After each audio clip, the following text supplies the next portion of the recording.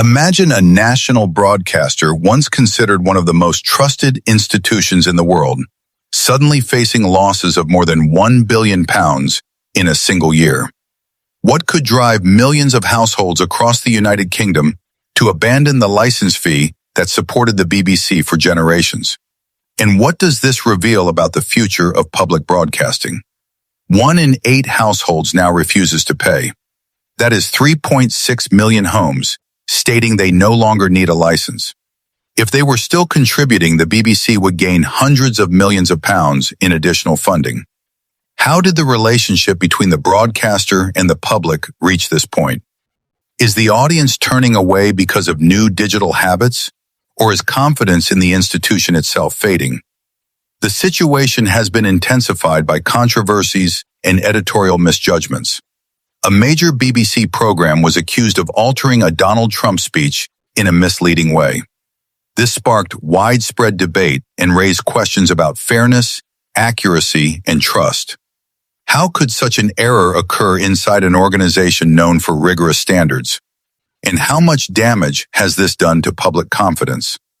Alongside this, almost 3 million viewers are reportedly avoiding the license fee entirely, representing hundreds of millions in lost revenue.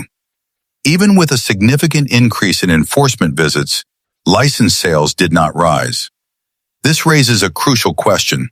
Is the traditional enforcement model now outdated in a society where viewing habits are shifting rapidly to online platforms? There is also the issue of digital transformation.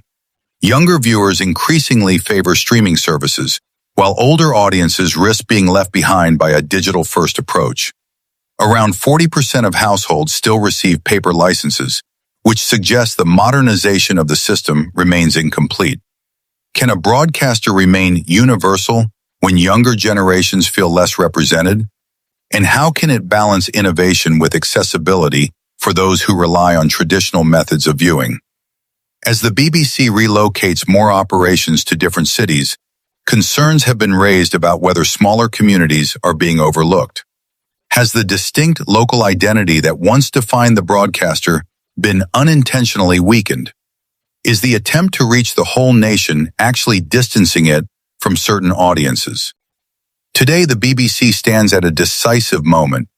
Can it regain trust? Can it adapt to a fragmented digital era?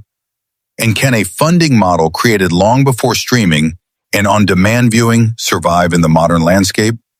Is this a temporary crisis or the beginning of a fundamental transformation in the way public service media is financed and consumed in the United Kingdom?